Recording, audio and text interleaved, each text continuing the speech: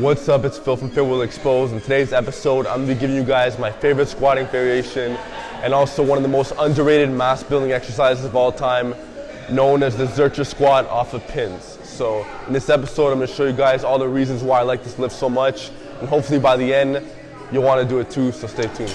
Okay, so the Zercher squat done off low pins is hands down my favorite squatting variation. It obviously works the legs, but what makes this very unique from other squatting variations is that it hits the lats in the upper back more than any squat you could think of. So if you watch strongman competitions online, you can see that they do a lot of stone loading, and these guys all have huge upper backs, huge lats.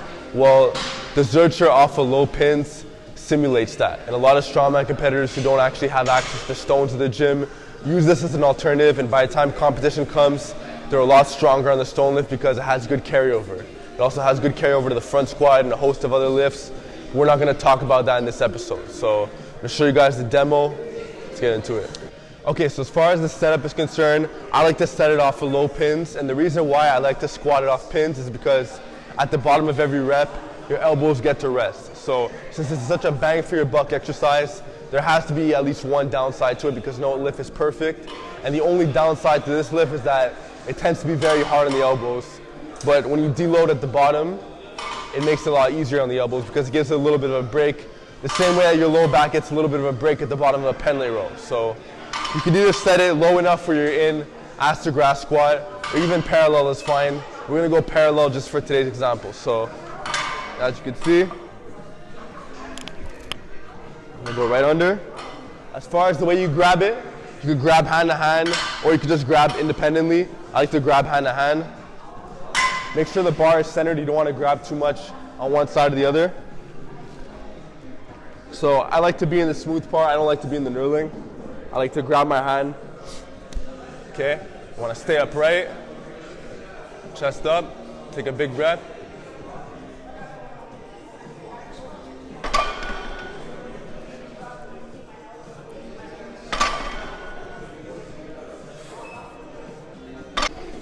Okay, so the second way that you can do the Zercher squat off pins is you can start from the top and you go down low into a dead stop.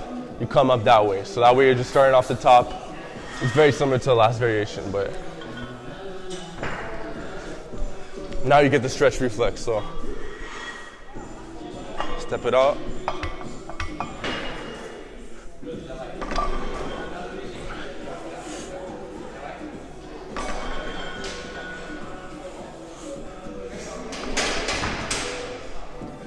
Step it back.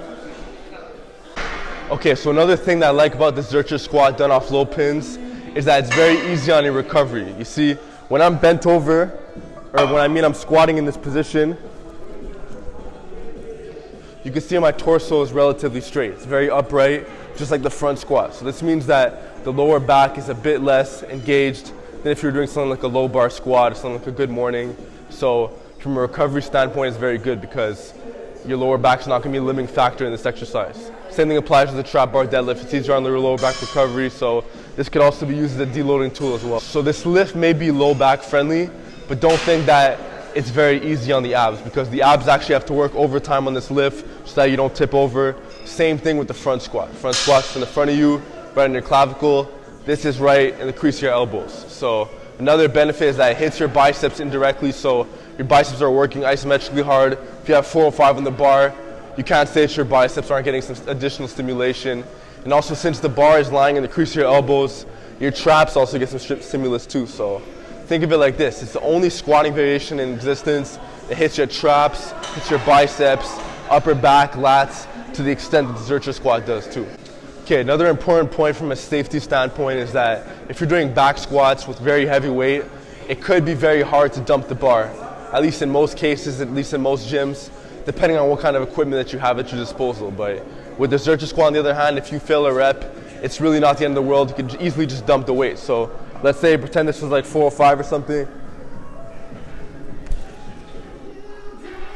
Let's say I'm failing a rep. Worst case, I just put it down on the pins. Nobody gets hurt, no equipment gets broken, and it's happiness all around.